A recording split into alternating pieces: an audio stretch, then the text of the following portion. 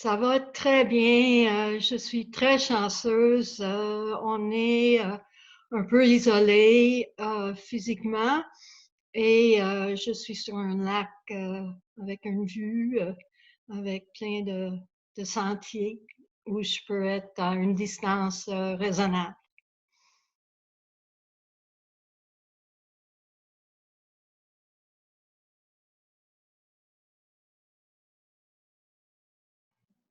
C'est le fossé empathique.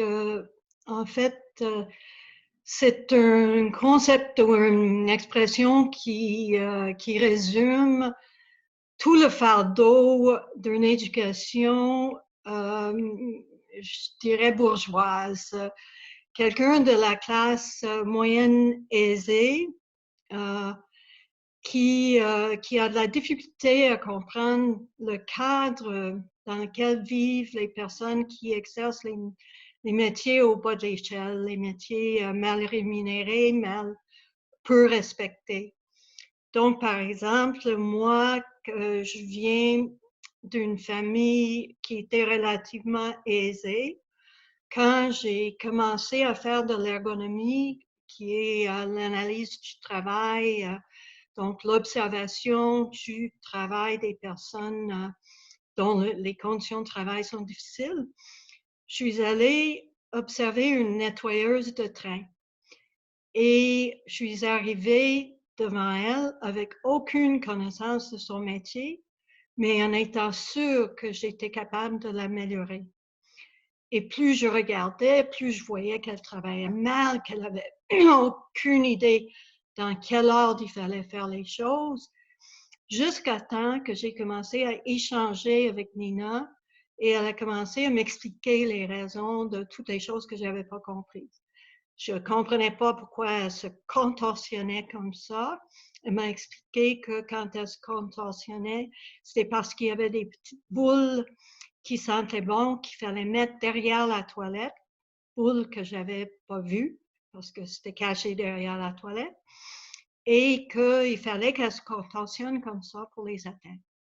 Quand je ne comprenais pas pourquoi elle lavait les planchers des fois et des fois non, elle m'expliquait que des fois, Hassan, qui devait remplir le bac d'eau qui alimentait l'évier, des fois il était passé, des fois il n'était pas passé, donc elle ne pouvait pas. Donc il y avait plein de choses que je ne comprenais pas et j'ai attribué ça à une stupidité de sa part. Et là, on voit que ce fossé empathique, on le voit souvent, ben, souvent, assez souvent chez les gestionnaires qui ne comprennent pas tout à fait ce qu'il faut faire pour que leurs employés puissent faire leur job. Et comme ça m'a été expliqué par quelqu'un de l'entretien sanitaire d'un hôpital, il a dit on est la poubelle de l'hôpital. Ce qu'il voulait dire, c'est qu'on est les dernières personnes à qui on pense.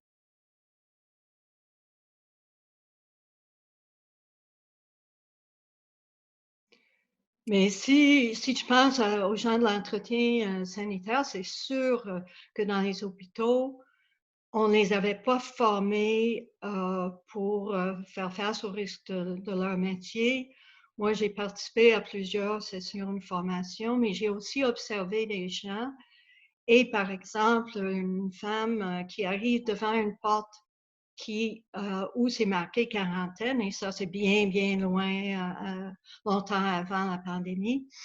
Puis elle dit, mais hier, c'était le même patient, puis j'étais dans la pièce, mais on ne m'avait pas averti.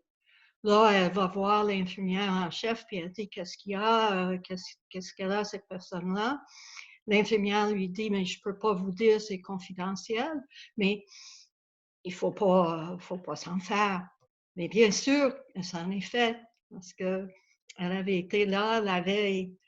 Et souvent, les gens ne sont pas informés. Ce n'est pas juste les gens de l'entretien, c'est aussi les caissières qui ne sont pas toujours informés non plus de tout ce qui s'en vient comme rush ou qui sont forcés de travailler debout très longtemps, sans siège et qui ne comprennent pas pourquoi. Il y a plein de choses que les gens, l'entretien dans les hôtels, ils risquent à chaque fois qu'ils vont dans une chambre d'hôtel, il peut y avoir un gars qui saute dessus. Et c'est arrivé avec Dominique Strauss-Kahn, mais ça arrive tout le temps. C'est pas des gens qu'on forme pour qui protègent leur santé et c'est pas des gens dont on se préoccupe beaucoup de leur santé parce que sont mal payés, on peut toujours les remplacer, on ne reconnaît pas leurs compétences. C'est comme les serveuses de restaurants qui doivent, pour se rappeler des commandes, se donner toutes sortes de trucs cognitifs, mais que tout le monde considère qu'elles sont bêtes. Et quand elles nous ont demandé une étude, elles nous ont dit, mais dites-leur au moins qu'on est intelligente.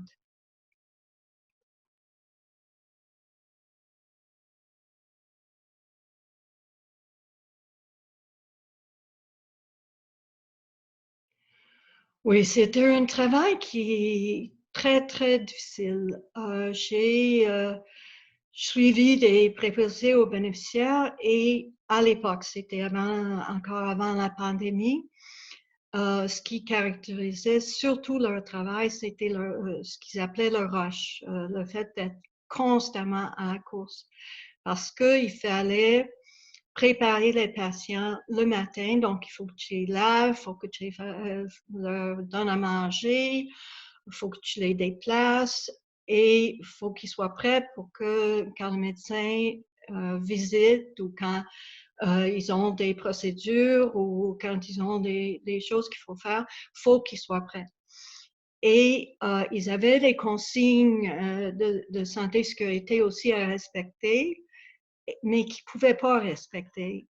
Si ils n'avaient pas le temps de les respecter, ils avaient le choix entre, par exemple, demander de l'aide à quelqu'un pour faire une manœuvre physiquement difficile avec un patient qui pouvait peser 250 livres. Donc, ils peuvent appeler de l'aide ou ils peuvent le faire à temps, mais ils ne peuvent pas à la fois faire ça vite et faire ça en sécurité. Et là, ils se font accuser d'être résistants au changement parce qu'ils n'utilisaient pas les bons équipements de levage ou ils n'utilisaient pas les bonnes procédures. Mais en fait, c'était impossible de faire ça dans le rush. Donc maintenant, dans les conditions actuelles, quand il faut en plus que tu assures que tu ne peux pas faire manger 4 patients en même temps. Là, ce que moi j'avais vu, c'est tu fais manger une, puis tu es à la même table. Puis il y en a qui recrachent, il y en a qui ont besoin d'être aidés physiquement, il y a toutes sortes de besoins, il faut que tu concilies. Mais là, maintenant, ils ne peuvent pas mettre les patients à la même table. Comment ils font? Je n'ai aucune idée. Est-ce qu'ils ont vraiment engagé assez de personnel pour ça? Je ne sais pas. Pour moi, maintenant, je m'inquiète beaucoup parce que je vois pas, comme elles n'ont pas pu déjà prendre toutes les mesures de protection de la santé parce qu'elles étaient en période, en situation de sous-staffage, de ne pas avoir assez de monde pour faire toute la tâche. Et là, la charge semble être beaucoup, beaucoup augmentée et les dangers énormément plus augmentés aussi.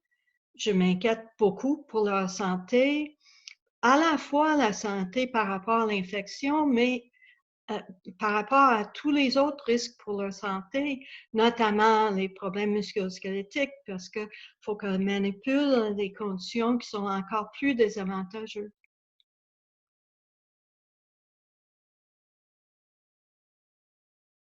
Moi, c'est une autre profession, les caissières, qui m'inquiète beaucoup pour toutes sortes de raisons, parce que on commence avec une profession où elles ont de la misère physiquement. c'est des journées longues, debout, où elles ont mal au bras parce qu'elles manipulent les choses lourdes. Elles ont mal au dos parce qu'elles sont debout immobiles. C'est vraiment des professions où on leur demande d'être de bonne humeur tout le temps. Mais comme toutes les professions où on sert une clientèle, tu es à la merci de la clientèle. Donc, la clientèle qui est de bonne humeur, ils vont te dire des gentillesses. La clientèle qui n'a pas de bon sens va te traiter de toutes sortes d'épithètes racistes ou sur ton physique ou ton intelligence. Ils vont t'insulter. Et ça ne prend pas beaucoup de ces événements-là dans une journée pour gâcher ta journée. Et des gens qui sont toqués, ils vont faire des choses que font des personnes toquées. Alors là, tout le monde est tendu, tous les clients sont tendus. Il y en a qui expriment la gratitude, c'est très gentil, c'est très bien, c'est très apprécié. Il y en a qui sont un peu moins agréables. Donc, il y a ça. Et il y a le fait que tu passes, je ne sais pas combien de personnes qui ne font pas attention. Il n'y a pas dans les différentes épiceries, par exemple, il n'y a pas les fameux plexiglas, mais même j'ai vu un plexiglas dans la presse plus le 7 avril. Ils avaient une photo. Le plexiglas, il allait jusqu'ici, max. Ça fait quoi? Ça protège qui? Tu sais, il y a des normes pour ça et l'Institut de recherche en santé et sécurité du travail a affiché ce qu'on devrait faire comme plexiglas. Je n'ai pas vu d'image de plexiglas qui ressemble à ce qui est demandé. Donc, elles ne sont pas nécessairement protégées. Et ma crainte aussi, c'est que ça pense protéger par quelque chose qui ne protège pas. Donc, oui, ça m'inquiète beaucoup les caissières. Et les autres personnes qui font un service, parce que même s'il y a des plexiglas dans certaines épiceries, dans d'autres petits magasins, il n'y en a pas toujours.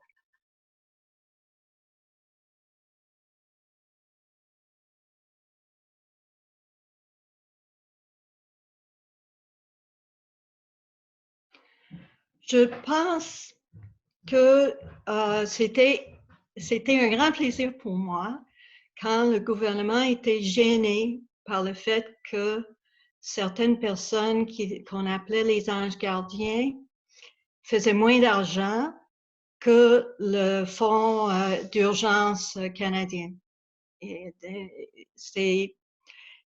étaient obligés d'augmenter les salaires de l'entretien sanitaire de 4 $. C'était moins que les autres personnes, mais au moins c'était ça. La même chose pour les personnes dans les supermarchés, ils ont eu une augmentation. Est-ce que ça va représenter une appréciation permanente de la valeur du travail de ces personnes? Je ne sais pas, j'espère, mais je n'ai pas très confiance. Est-ce que dans la reconnaissance des risques de ces métiers-là, est-ce qu'on va commencer à concevoir les équipements et les fournitures et les postes de travail en fonction de ces personnes-là? Est-ce qu'on va, par exemple, dans les hôpitaux, enfin, acheter des meubles, des aménagements en impliquant un membre de l'équipe d'entretien dans le choix des meubles? Ils ne l'ont jamais fait avec des conséquences désastreuses. Alors, est-ce qu'ils vont commencer à le faire? Je l'espère. Est-ce que, et l'autre chose que je crains, c'est le déplacement vers ou j'aime dire derrière le nuage. Quand on met les opérations dans le nuage, ça veut dire qu'on ne les voit pas. Et j'ai une nièce, une jeune, qui était très contente de sa job de vente dans un magasin de linge pour femmes. Elle avait réussi à passer à gérante. Mais gérante, tu gagnes 2 piastres de l'heure de plus, je pense. Mais en tout cas, elle était très contente. Là, elle est mise en chômage, donc elle a fait application pour travailler pour Amazon. Amazon a été trouvé comme un des 12, on appelle ça le Dirty Dozen, la douzaine d'employeurs qui ont les pires conditions de santé et sécurité en Amérique du Nord. Et c'est parce que personne ne les voit. C'est des gens qu'on ne voit pas parce qu'ils sont dans le nuage ou derrière un nuage. Et j'ai peur pour ma nièce parce que je ne suis pas sûre qu'elle va retrouver son emploi ou si son emploi va être déplacé en ligne. Et si c'est en ligne, c'est invisible. Et autant c'est invisible maintenant, ça va être encore plus invisible après. Donc, c'est ma crainte. Je ne sais pas quoi dire.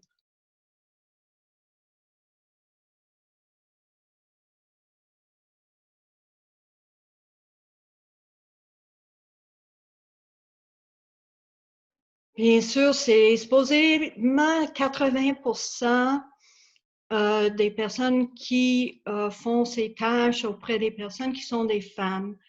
Et j'ai très peur pour elles. Et je trouve aussi que le traitement médiatique de ces travailleuses, des fois, c'est un peu sexiste. Mon exemple, c'est les enseignantes. C'est un métier, les enseignantes de niveau primaire sont assez méprisées par les médias et par le public. Et on entend souvent des méchancetés à leur égard.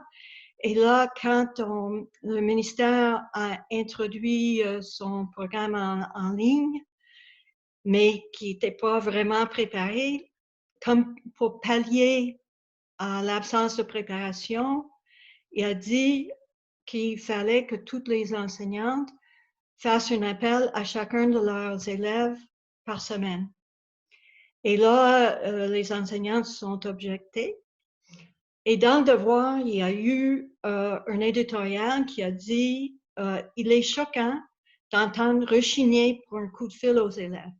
Le mot rechigner, je ne sais pas si on l'aurait utilisé pour les gars de la construction qui ne voulaient pas être plus, qui se disaient pas capables d'être à plus que de 2 mètres de leurs collègues. Hein? Mais on l'utilise pour des enseignantes à qui on demande d'appeler à chacun des élèves, mais on ne pense pas dans quelles conditions elles peuvent faire ces appels-là. Est-ce que leurs enfants sont avec elles? Quel âge ont leurs enfants? Quand elles appellent dans les familles, est-ce qu'elles ont le bon numéro de téléphone ou est-ce qu'on a le numéro de téléphone au travail? Mais la personne n'est plus au travail, donc il faut aller le chercher.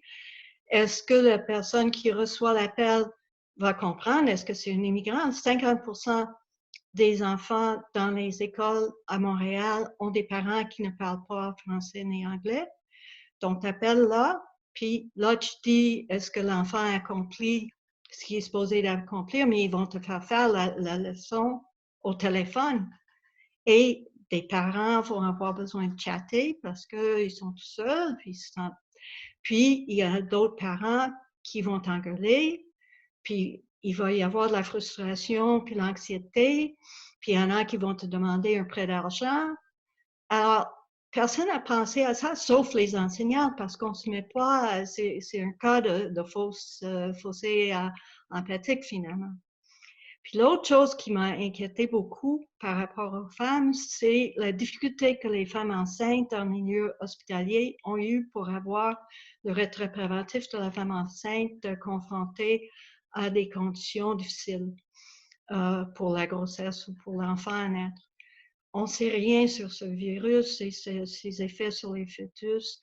On ne sait rien sur les fœtus et le virus et ses effets sur la grossesse de la mère, ni la santé de la mère enceinte. Et là, on a chigné, pour utiliser le même terme, quand il s'agissait d'une demande de retrait préventif de la femme enceinte, alors que c'est la seule protection qu'ont ces femmes en milieu de travail. Et c'est une mesure qui est très contestée par les employeurs. À chaque fois qu'il faut le renouveler dans les lois, il faut toujours le défendre. Mais c'est un symbole du fait que les femmes ont le droit de travailler et c'est au milieu de travail de s'adapter à la présence des femmes. Et c'est pas vrai qu'on va avoir des milieux de travail où les femmes vont être obligées de se comporter comme des hommes pour travailler. Donc, c'est ça aussi que je trouve important.